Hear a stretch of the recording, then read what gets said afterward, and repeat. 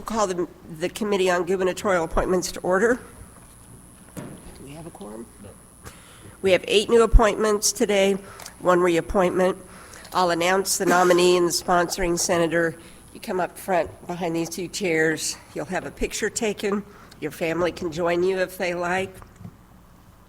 Then whenever you and the senator will sit down, we'll go through the questioning, if there is any questioning, and then the senator needs to be sure that they sign the form over here at the desk before they leave. First up is Nick Kasik, sponsored by Senator Cierpiot for the Missouri Workforce Development Board.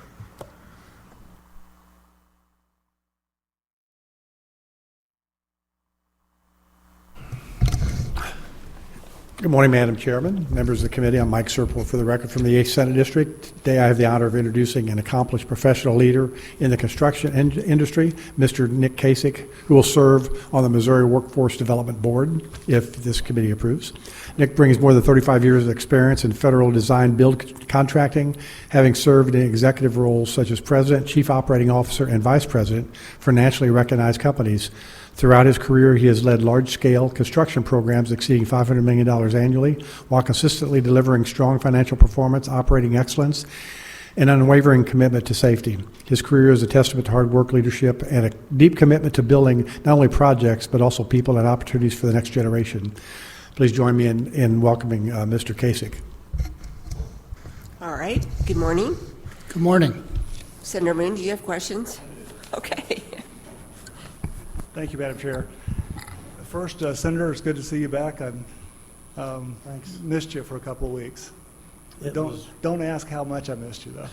No, I'm glad you're back. I miss you too, Mike. I'm going to save that one for later. Mr. Kasik, thank you for being here, too. The Development Board doesn't really go into a lot of detail about the work there. Can you tell me a little bit more about what your opportunities might be and how you might fulfill those opportunities for, I guess it's probably for enhancing the workforce of Missouri as a whole? From my background, coming in the construction industry, I've been in the construction industry my entire career, and for that entire career, there's always been a shortage of tradespeople. So my focus is really trade-related, because that's my world, obviously, but I want to do anything that can help encourage people to go into the trades, can encourage veterans, people coming out of the military to transition into the trades. You know, the other thing is there's a large amount of people that have been in the trades, but you know, they're getting older, they're getting in their later years and they can't physically do it anymore. I want to help with programs to transition those people into the front office and things so they can stay in those types of jobs. Education has changed. I'm talking about high school primarily has changed a lot since I've been out. Shop class typically is no more. There are some rural areas that still do something similar. Is that something that might be looked at where we offer those exposures during those years where students can kind of get a taste for that and at least get an idea whether they might want to pursue it or not? Would that be helpful to workforce Yes, so development? I've actually spent a lot of years focused on that. I have a publication, a book that I wrote that is geared towards high school kids, that's kind of written in their language, so to speak. And I've also been a producer and did some hosting for a television show that speaks to them on introducing them into different trades, different types of jobs that are out there, and not just the traditional trades, not just plumbers, construction, you know, those things, but tattoo artists or glass blowers, or those are all trades. They all have apprenticeship programs. Trying to widen that and let them see that it's not just, hey, you got to go be a plumber. You can do other things as well that are still, quote, trades. Was that television show with Tim Taylor? No. I wish it would have got a lot more exposure. Right. What's the name of the book you wrote? The book is called Working Class.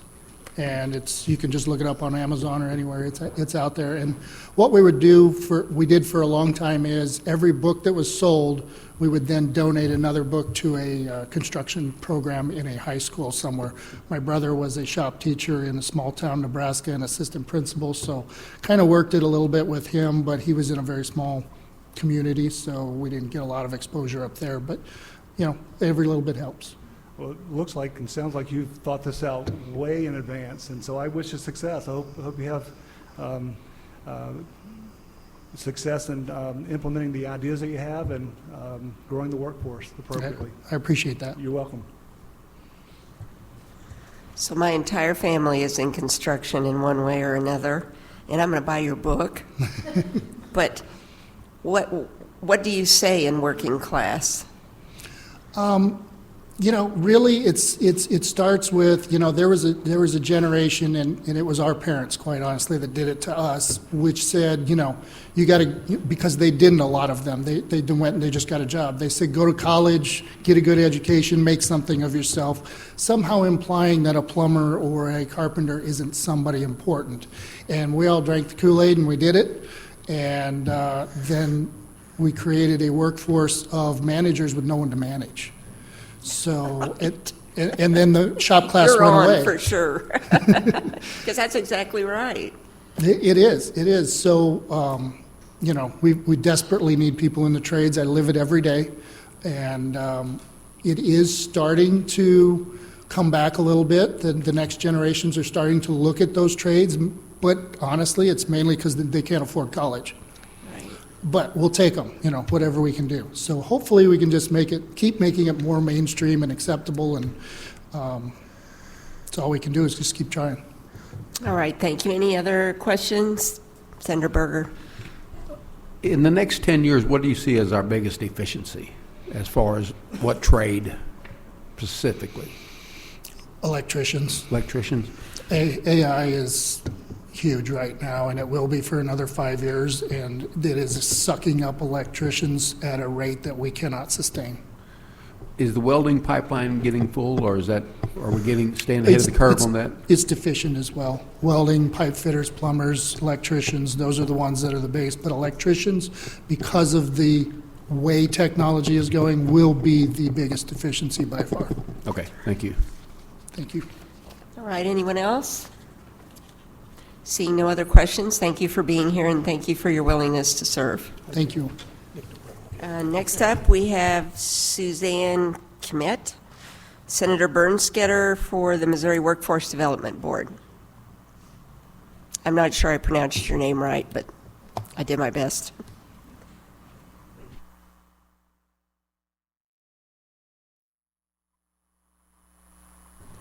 We're going to go ahead and take roll just 1 second because we do have a quorum. Okay. Senators O'Laughlin. Here. Luetkemeyer. Bean. Beck. Bratton. Brown. Berger. Moon. Mosley. Roberts. Williams. You have a quorum. All right, thank you. Sorry. Thank you, Madam Chair. Members of the committee, my name is Mike Bernskoetter. I have the great opportunity to introduce Susan Kmet serve on the member of the Missouri Workforce Development Board. She has more than 25 years of experience in all aspects of human resource administration and management. She currently is a human resource consultant and online college instructor for Kmet Consulting. She has a lot of experience. If you read her resume, she's actually did this in Iowa. She didn't retire. Her husband retired. She's still working, but her husband retired from Iowa to the Lake of the Ozarks, and she's continued to stay busy. And so she has a lot of experience and a lot of knowledge, and she'd be a great asset to the Missouri Workforce Development Board, and she'd be happy to answer any questions. All right, thank you. Do I have any questions? I'm from Iowa, too. Just want to throw that out there. What do you see as the biggest need in trying to develop more of a workforce? Or what are the things that you would change, maybe? A more direct approach to overcoming some of the barriers that we currently have to employment, be it youth, veterans, incarcerated individuals. Those people are all willing and able to work. We just need to change some of the mindset of the businesses and me specifically living at the lake, the small businesses, to be able to accept those people and not judge them necessarily on what was probably the worst day of their lives. So in our experience, we have a trucking and concrete business. Part of the problem with employing youth is that we continue to pass things about young people working, or, you know, you find you can't get insurance if you have them. I mean, it's to the point now where even a 16-year-old can barely drive a riding lawnmower. I mean, it's become absurd. And then we wonder why people don't know how to work. And yet, on a farm, a 10-year-old can drive a combine down a 2-lane blacktop with no problem. So, and I'm not totally opposed to that idea, but I'm just saying I think young people have a lot more ability than we give them credit for, and then we coddle and coddle and coddle them, and then when they actually get to be 18 or older, they don't have any experience, and for the employers, you can't afford to hire them. Right. That is true. What I guess what I would like to see in my dream would be more of an apprenticeship program where we could bring young people into some of these organizations or facilities, manufacturing facilities or whatever. Certainly not put them in a dangerous situation where there's going to be a safety issue involved with somebody who's 16, but maybe more office work. Maybe they could just, maybe we could have them in the mailroom just so that we could start grooming them so that when they are older, they're familiar with us, they're familiar with our policies and procedures that we currently use, and then it would almost be a transition from when they were able to drive or were able to work around vehicles, that they could transition from that forward, but yet they've already got the experience of being with us, knowing people, and having make those relationships to make that possible. All right. Senator Moon? Ms. Kmet, thank you for being here today, too. I wonder, when you're talking about the young folks working entry-level jobs, I'm sure that your focus on the commission will be a little bit higher than that. But I believe that the work ethic has changed tremendously. And it's not just entry-level, I don't think. What, if anything, in your mind, can be done to encourage ages of all spectrum to take work seriously and work hard for the money they earn? And that brings me to the fundamental question that I have is, what impact do you believe that a minimum wage has had on attitudes, particularly for entry-level workers? Well, I think one of the big things we have to realize about minimum wage is, at least when I was young, which was a very long time ago, entry-level positions were never designed to be and remain long-term positions.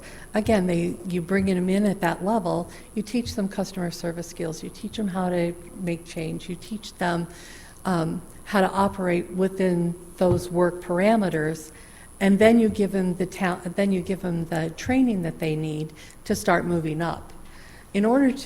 I tell my clients, in order to become a workplace of choice, those are the things you have to do. You have to change some of your mindsets. You have to give them opportunities. You have to give them training.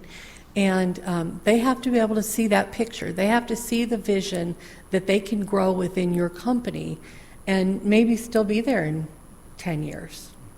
I tend to agree with what you're saying there. I think my primary question and concern is, it seems like that with minimum wage set at where it is today in Missouri especially, that carrot to cause them to say, I want a little bit more, and to advance to get those things doesn't seem to be there. If that's a problem, which I think it is, what can be done to reverse that? I don't know that as a state we're going to reverse the minimum wage. However, I believe personally that it is detrimental, and so since that's a fixed price there that we're paying, what can be done otherwise? And you've had some good ideas there. There's a mindset change that needs to happen, and of course I believe that starts with family training too. What, in your opinion, can be done outside that, if anything? I think there's a fine line between minimum wage and, because I also generally have to deal with the employer side of that.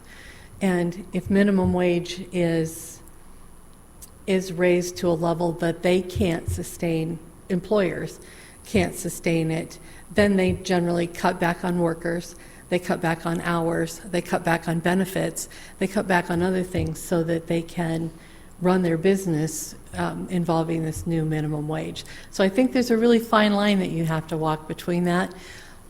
As far as mindset of people, I think people, especially young people, hear that our minimum wage federal is this, and minimum wage Missouri is this, minimum wage in California is this, and that's what they're shooting for. They're shooting for, New York's minimum wage, which may be up to $30 an hour, and that's what they hear, that's what they see, and that's what they want, frankly. I mean, that's what we would all want, but we just have to make sure it's sustainable for both sides, that people can survive on it, obviously, and grow, but we also have to think about, I think, the employer side of that as well.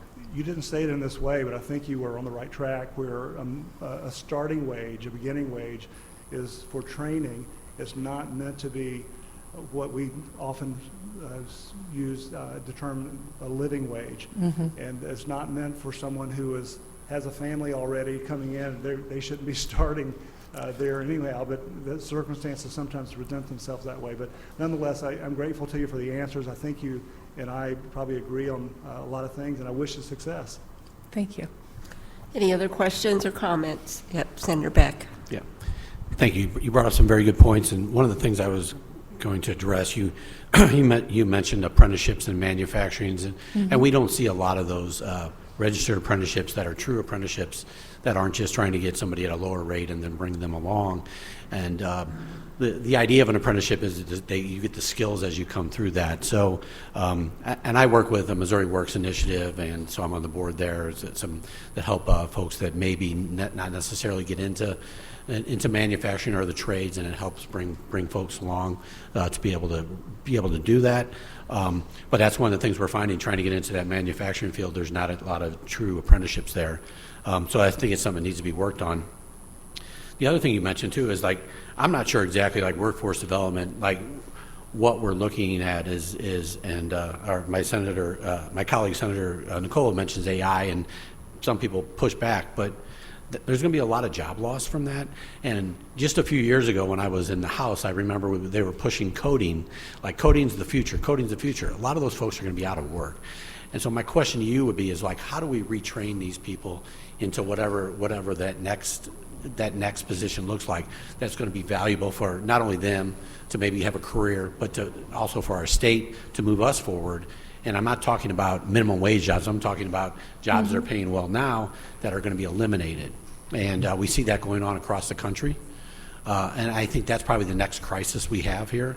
And I know it's a lot to ask, but do you see that coming, and do you have some ideas on how to address some of those things? I absolutely see it coming. I think that could very well impact the job force, probably more than anything has in a very long time. I think it's going to come down to training and mindset, not only of the workforce, but also of the businesses and the employers in the state, to do the training and the recertifications and back these people up with those types of things. Provide those opportunities for people to go from being a graphic designer, which is way out of my realm, but I understand that a lot of that is done by AI now, and how you can take that person and interest them in another subject, or find another subject that they're interested in and keep them within your business. If they're a good employee, you don't want to leave them, you don't want to lose them regardless of what they're doing. And maybe have some internal programs where you could start some training. As far as the Workforce Development Board goes, we could start a training program or start some kind of an initiative to help people retrain for other positions, whether within their own organizations or not. But And we have a lot of those things in place already, fast track and some other things that can put these folks. I was just curious, like, if we're going to be able to act quickly before it becomes like really a big crisis. So, thank you. I hope so. Any other questions? Seeing none, thank you for your willingness to serve. Thank you for being here. Thank you. Next up, Katie Siegel, Senator Gregory for the Missouri Workforce Development Board.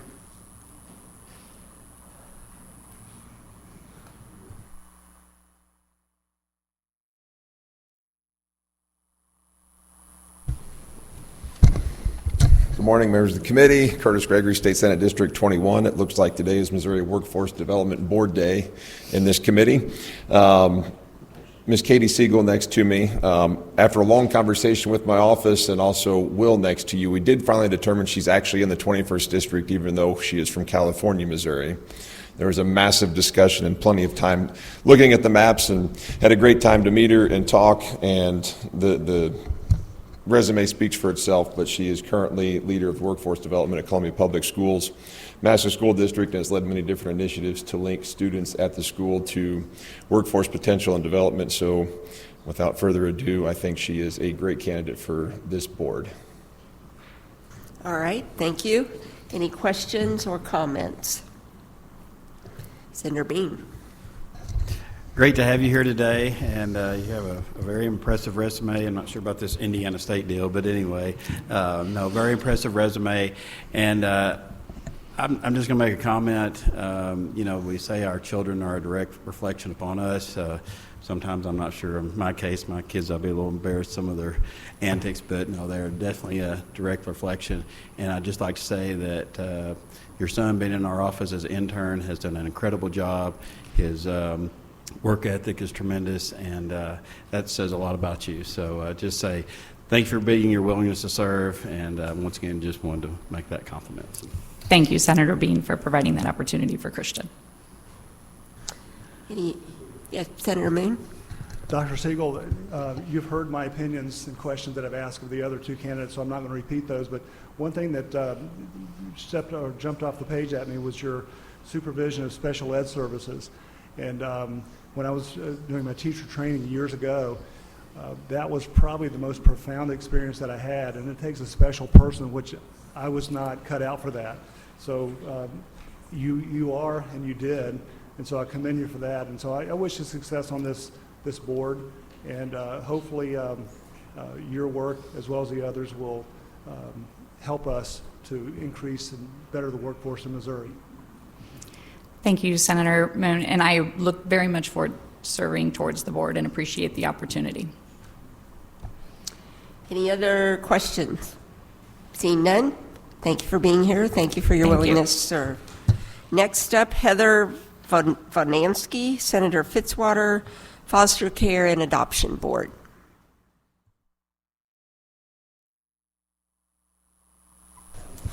Thank you, Madam Chair, members of the committee. Travis Fitzwater, State Senate District 10, bringing another Holt Summit native before you, which I'm thrilled about. Heather Vodnansky is a graduate of Central Missouri State University. She majored in criminal justice. She earned her Juris Doctorate from University of Missouri Kansas City School of Law. She currently serves in the Missouri State Public Defender's office in the Central Capital Litigation Division, where she is the lead trial counsel. She previously served as an assistant public defender in Trial Division Area 19 and has contributed as a small group leader for the Missouri State Public Defender Trial Skills and New Defender workshops. In addition to her legal practice, Heather and her husband are foster and adopted parents. I believe her combination of legal expertise and firsthand experience with the foster care system makes her an asset to this board. And she has an incredible amount of positive energy and a strong commitment to the people of Missouri. I'm proud to bring her before the committee as a member of Callaway County and to sit on the Missouri State Foster Care and Adoption Board. And I will say she asked that I tell everybody she's really cool earlier. So she is that. But she has an incredible amount of energy. She's been a friend for years. She's played with our kids, went through a really significant foster care adoptive situation herself, which is inspiring. Really think the world of the Vodnanskys and her husband as well, and just really thrilled to get to sponsor her as she desires to serve in this capacity. An incredible wealth of knowledge as well professionally. So glad to be here sitting next to Heather, and really look forward to her serving the state in this capacity. All right, thank you. I've been a foster parent myself years ago, and two of my sons have both adopted children, and one of the things that I see that it is a problem, it takes forever to adopt a child and costs a lot of money. One of my sons lived in Florida, adopted a daughter here, and he could have done it when they were living in Florida, but they moved here for another job opportunity. In Florida, it takes just a few months. Here, it takes forever. Are you familiar with that process, and what can we do about that? Is that the interstate compact? Is that the process that they went through state by state? I don't know. All I know is he could have adopted Mallory in Florida, and they can do it in a matter of months, but he moved to Kansas City. They did, and it took more than a year. And yeah, it sounds like that's through interstate compact. They're kind of how states deal with each other if a child leaves the jurisdiction. I will say, Senator, that it took almost 6 years for us to adopt our child through foster care. So I'm very understanding of the length of time. That's what created some frustration for us. And that's how I got involved volunteering with this board already, is they said, well, Heather, you've got some good ideas. Come to a local meeting. And I'm like, oh, I've got some ideas. And then they said, Heather, you've got some good ideas. Why don't you go to the meeting in Jefferson City? And so I did. And that's where I kind of have just attended these meetings as a volunteer capacity. And I'm honored to be nominated to serve and represent my county. so this is the building of good ideas, so you're in the right place. Some are not very realistic, though, but, so how do we cut the time? That's my real question. I don't think that the problem is cutting the time. I think the problem is enforcing the time. The time standards is 15 out of 22 months. And what we're not doing is enforcing that time or pushing that time standard uniformly throughout the state. Some jurisdictions, we see a longer grace period for certain reasons, and that causes frustration throughout the state. So what this board does is kind of has regional meetings, and they bring those concerns to the state, and then we provide those kind of regional concerns to the state leaders at the Children's Division to address and kind of handle those concerns. All right.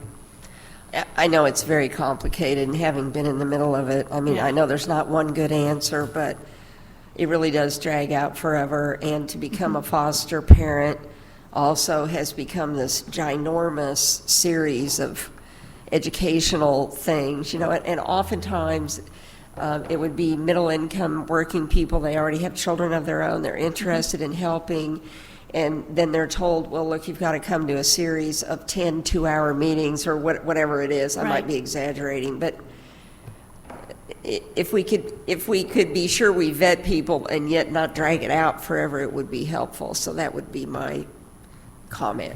Thank you. Any other comments or questions? Okay, Senator Moon. Senator Fitzwater stated that you had played with his children, and I know that I didn't see an OR on the council anywhere, but I wonder if maybe you are a counselor and that, so we had a situation, I'm just going to make this public, I'm sorry, Senator Fitzwater. He had a priority here that he thought his family came first, and he kicked me out of his house. Okay. For the purpose of one of his daughters, who will go nameless at this point in time. And so I wondered, did you recognize as you were spending time with his children, was there any trauma that had come up from that situation? No, I didn't. But I do know And that... you're laughing like this is supposed to be I funny. am laughing because at oftentimes in the past, my front yard looks like I run a daycare. And it is because I may have a lot of visitors, foster children living with us. And I think one of the comments from Senator Fitzwater's daughter was like, wow, if Heather can foster, I can too when I'm older. And I was like, yes, you can, building the next generation of helping young children. So That's neat. That wasn't just, of course, you took it that way, and I think a lot of the Senator Fitzwater family, and not so much of him anymore because of various reasons, but nonetheless. Dr. Vodnansky, I'm grateful that you're here, and I wish you well. I like those ideas, and with what Senator O'Laughlin mentioned, we have so many children who are in need of having homes that they can be in, that they will be loved. And so I wish you great success in that. Thank you, Senator. Any other questions? Seeing none, thank you for your willingness to be here and to serve, and yes, Senator. May I respond really quick? The trauma in my daughter is from a former roommate, no. and okay, just wanted to make sure that was on record. Thank you. Thank you. Next up, Christopher Dumm, Republican for Senator Carter for Missouri Southern State University Board of Governors. They'll take a picture if your wife wants to come up and.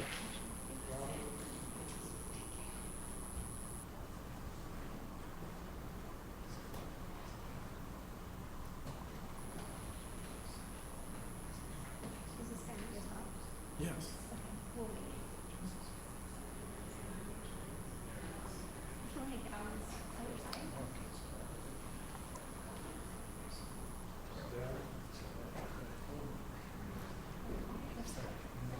All right.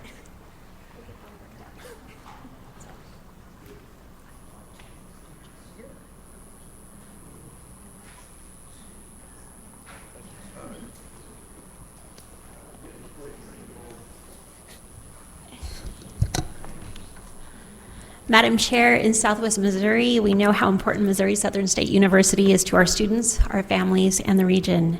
That's why I'm proud to offer my strong support for the appointment of Christopher Dumm to the MSSU Board of Governors. Chris is a respected Joplin area attorney with deep roots in our community, but what truly sets him apart is his hands-on commitment to MSSU. He has served on the foundation board and led the Lionbackers Booster Club as past president, working side by side with students and faculty every step of the way. He understands the real needs of our university because he's already been taking part of making it stronger. I have every confidence that Christopher Dumm will bring that same dedication and collaborative spirit to the Board of Governors. When leaders who truly care about our community step up to serve, real progress happens for our students and for Southwest Missouri. Thank you. All right, thank you. Any questions? Okay, Senator Moon. I just have to. I was able to meet Dr. Nguyen and his wife Robin earlier today. We spent a lot of time together. I'm sorry, I pronounced that differently because I looked it up, and there's more to share on the meeting as well. I'm not going to share it here, but it's pretty good. And so anyway, I have not, in my time here, spent as much time with a candidate for a board before today with your family.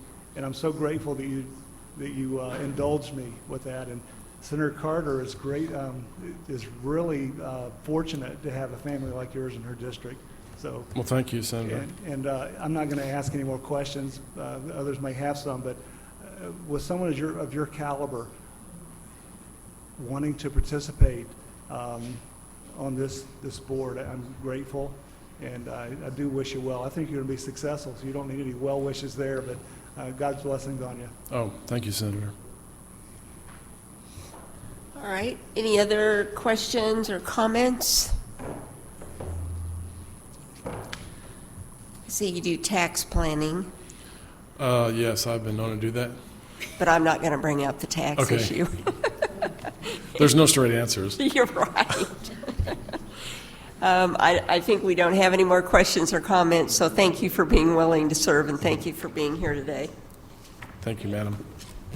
Next up, Trisha Turner, Senator Trent, State Lottery Commission.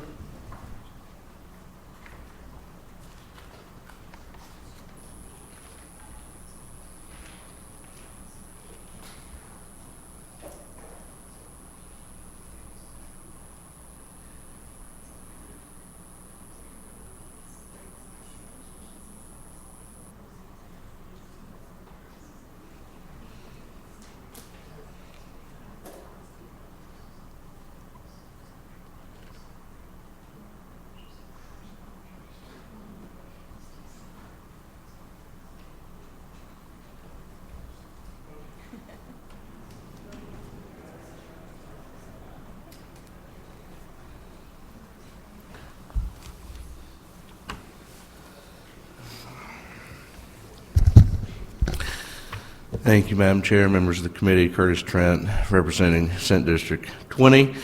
I'm here to present the nomination of Trisha Turner to the State Lottery Commission.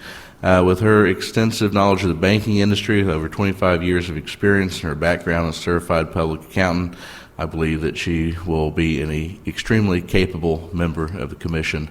I'm very honored to present her nomination. Thank you. All right, thank you. Any questions or comments from the committee? Senator Berger. Do we continue to see an increase in lottery funds per year, or do you know that? I do not know that. Okay. I just kind of wondered, with most of that money going towards education, if we were continuing to see an increase, and since the VLT thing's kind of on the side, I just wondered if we see an increase in lottery sales, but that wouldn't be a question for you right now. Not at this time, no. Okay, thank you. Yes. Any other questions? I'm excited to learn more about everything, so. Sorry. Any other questions?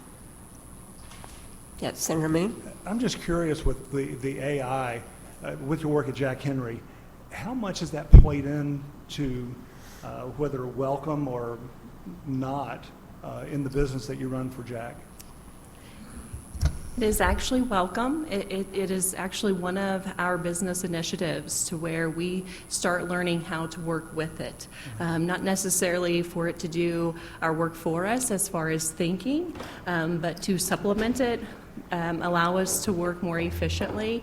And so that is something that we are actually challenged to do and expected to do, is to incorporate that into our daily practices, making our processes more efficient. And that is something that I use on a regular basis. Mm-hmm. Mm-hmm. Thank you. Yes.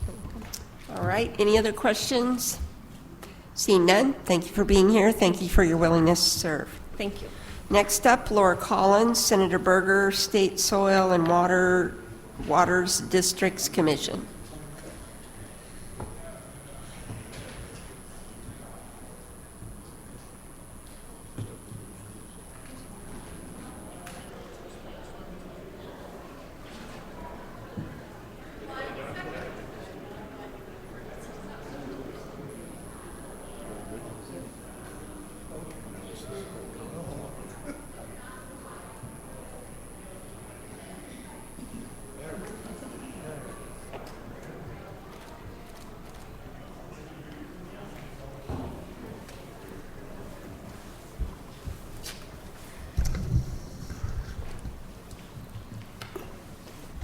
Madam Chair, members of the committee, for the record, Senator Jamie Berger, representing the 27th District. Today I have the honor of representing Laura Collins, who has been appointed to the State Soil and Water Districts Commission. There's nobody more competent, more determined, and more committed to serve on this board.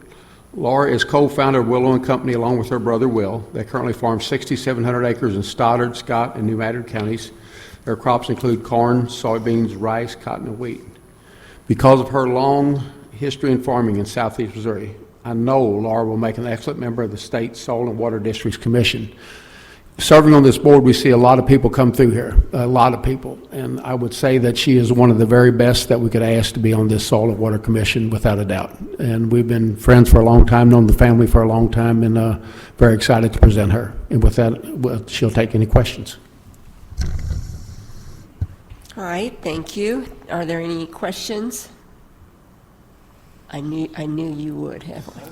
Senator Bean. This won't take more than 30 minutes, so don't worry. But I totally concur with Senator Berger's comments. There's nobody better suited to be on this board. We won't talk about the first time when you were out scouting my crops and how that meeting went, but really doing a great job for agriculture and your community, and really appreciate your willingness to serve. So thank you. Thank you very much. Anyone else? Seeing none? 6,700 acres is a lot. It is. It is. It's a little more than what we ever anticipated being, but whenever good landlords offer you good ground, you don't turn it down. So I'd like to come down and see the Hunter Gin. I'll do that someday. Please. It's always hot down there, though. Not right now, Okay. you know, but yes, it's a nice facility that we've built into what our grandfather probably never envisioned, but it's changed a lot over the years, and we're really proud of it. That would be cool to see. Any other questions? Seeing none, thank you for being here, and thank you for your willingness to serve. Yes, ma'am. Thank you. Next up, Heather Six, Senator Luetkemeyer for the Kansas City Board of Police Commissioners.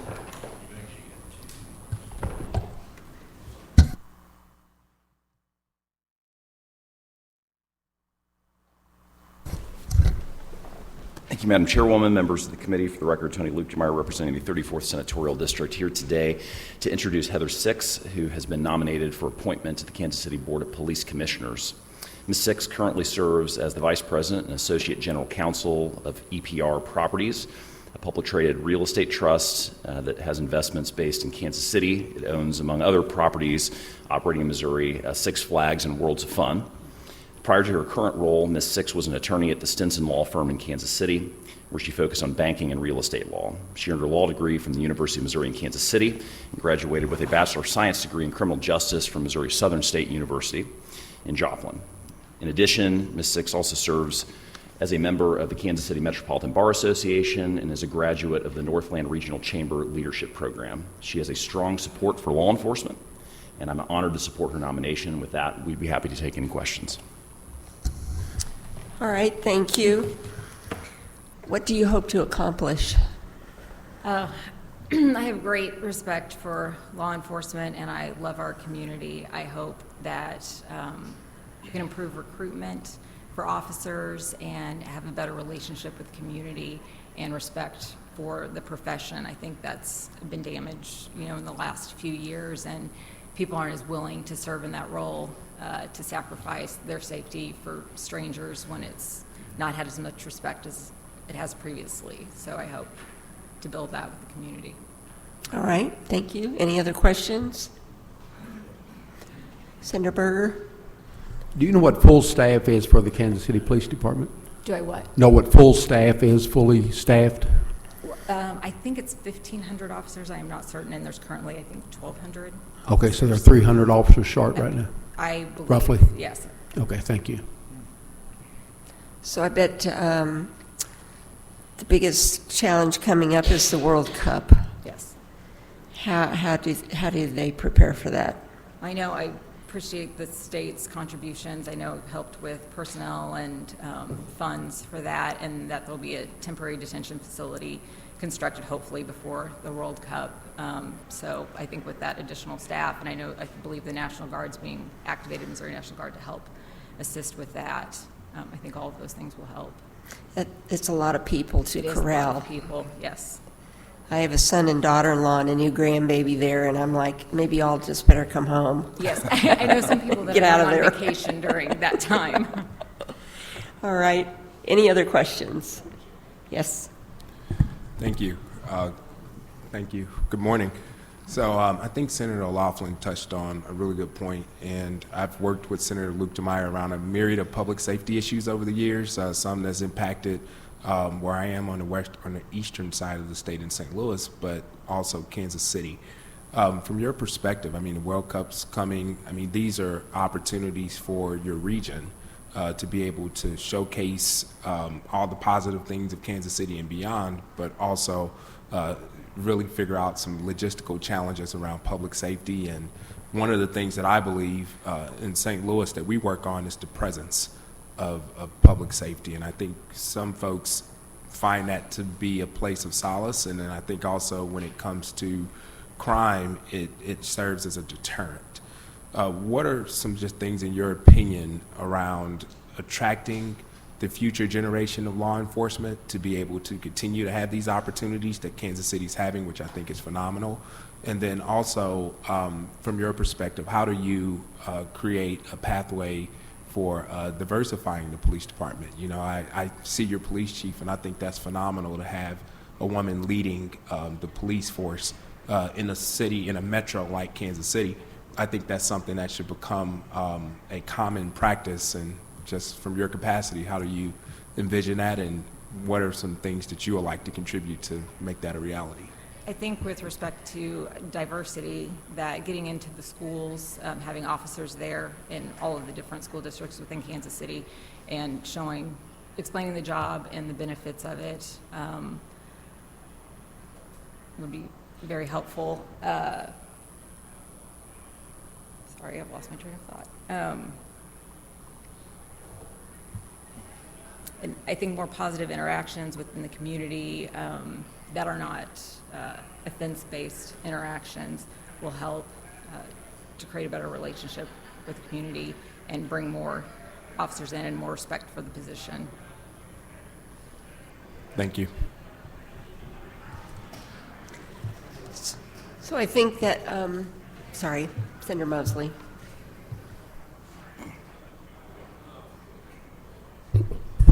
Hi. So you brought up community engagement. How do you plan to engage with the community?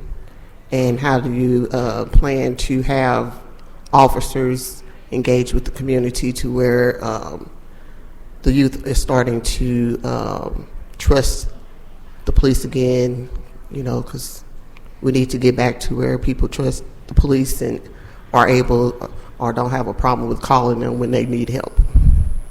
I think, again, going into schools or going to community events, being present there in situations, local churches, speaking to the leaders of that, and maybe going to youth groups to meet with the younger students so that there's a better relationship there. I was at a community meeting where we were talking about gun violence that's been going on in our state, especially in St. Louis. Well, I can't really speak on Kansas City because I don't know what goes on there. But in St. Louis, we have a lot of gun violence happening lately. And one of the things the officers talked about was walk and talk. So I guess it's like walking through the community. Do you anticipate doing anything like that, walking through the community and getting to know the children in the neighborhood, not necessarily at the school, but face-to-face where they live? Yes, I definitely support community policing and going out and interacting with the residents on the streets and speaking with them, or kids playing basketball or anything like that. They could interact. Do you know if you all have anything like that already? I know that they're involved with the police athletic league with young, with youth coming in and interacting with officers there. And as far as I know, yes, there are officers that go out and try to reach out to the community and just on a daily basis have interactions and build relationships. Okay.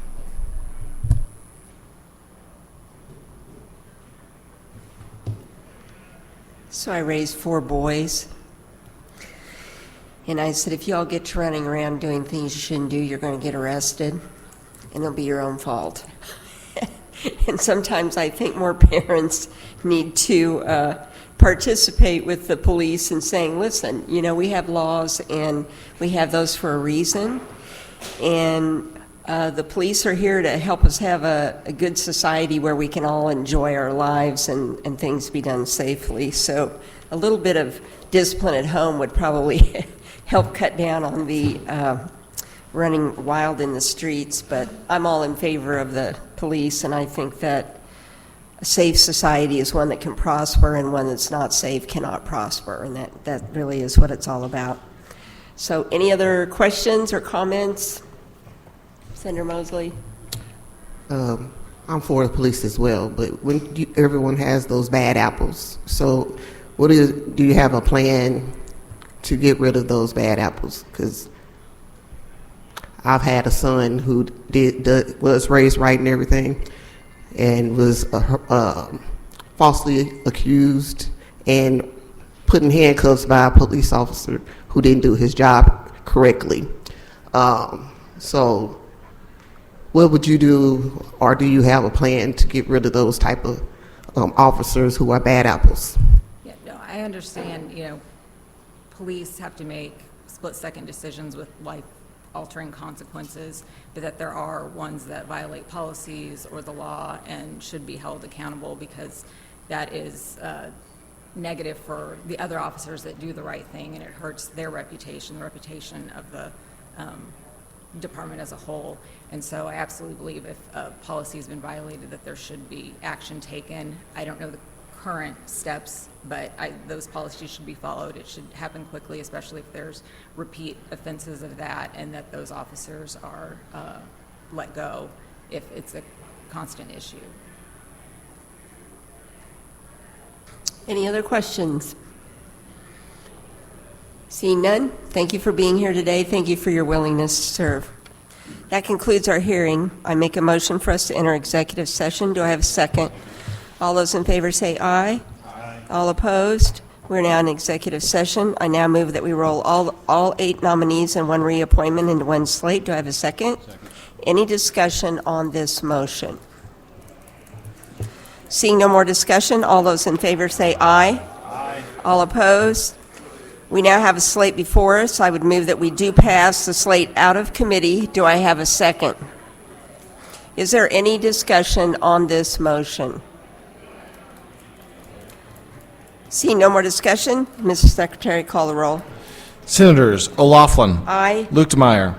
Aye. Bean. Aye. Beck. Bratton. Brown. Berger. Moon. Aye. Mosley. Roberts. Williams.